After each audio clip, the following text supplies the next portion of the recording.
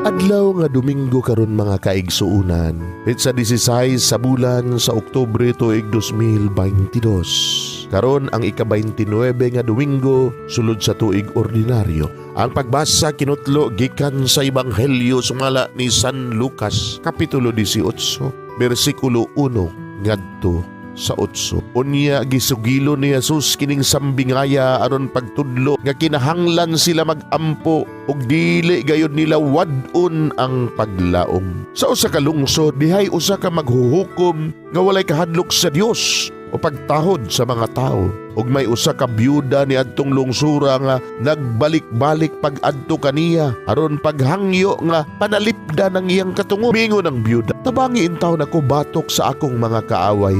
Sulod sa taas nga panahon ang maghuhukom midumili pagtabang kaniya.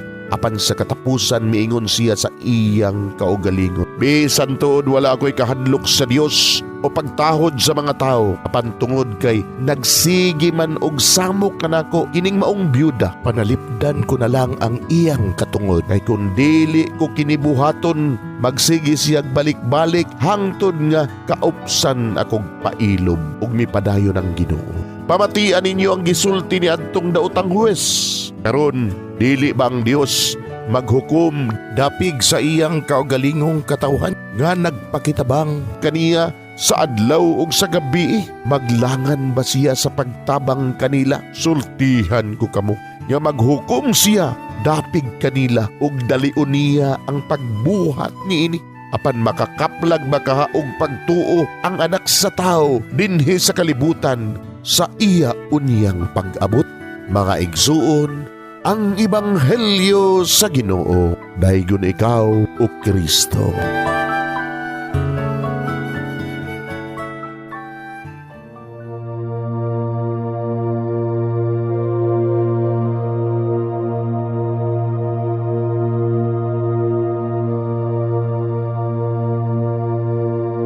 Pagampo sa dili pa magsugod sa trabaho. Magampo kita sa ngalan samahan sa Anak ug sa Espiritu Santo. Amen. Langit no namong Amahan, sa among pagsulod nining trabahoan, among gidala ang imong presensya uban kanamo. Among gipamulong ang imong kalinaw, imong grasya, imong kaluoy ug ang imong perpektong hanay sa among mga trabaho. Among gipadayag ang imong gahom labaw sa tanan diha sa mga butang nga among mahimo, masulti, mahuna-unaan ug mahukman sulod nining adlaw. Ginoo, nagapasalamat kami sa gasa sa kinabuhi niining bagong adlaw, niining kahigayunan nga kami nakasulod sa trabaho ug mamahimong parte niining nga grupo. Salamat sa mga gasa nga imong gitugyan kanamo. Hamong gamiton kini diha sa pagimaya kanimo. Hatagi kami sa kusog ug kadasig sa pagbuhat sa among mga trabaho. Panalangini ang among mga proyekto, mga ideya ug kusog aron sa ingon bisan sa pinakagamay namong mga kalampusan magahatag kini sa imong himaya. Ubani kami Ginoo sa among pagtrabaho nining adlaw. Puna kini nga lugar sa inspirasyon ug kusog. Tabangi kami nga magtrabaho isip usa ka grupo nga mapakita sa usag-usa ang kamaayo. Himuha kami nga maayo nga makabot namo ang mga butang nga kinahanglan namong buhaton. Himuha kini nga lugar nga puno sa kalipay ug panaghigalaay. Ug kamugaway ug kalinaw ang mapatigbabaw niining dapita. Ginoo, kung kami anaa sa kalibog, giyahi kami. Kung kami muwadaan sa kadasig ug paglaom, dasiga kami.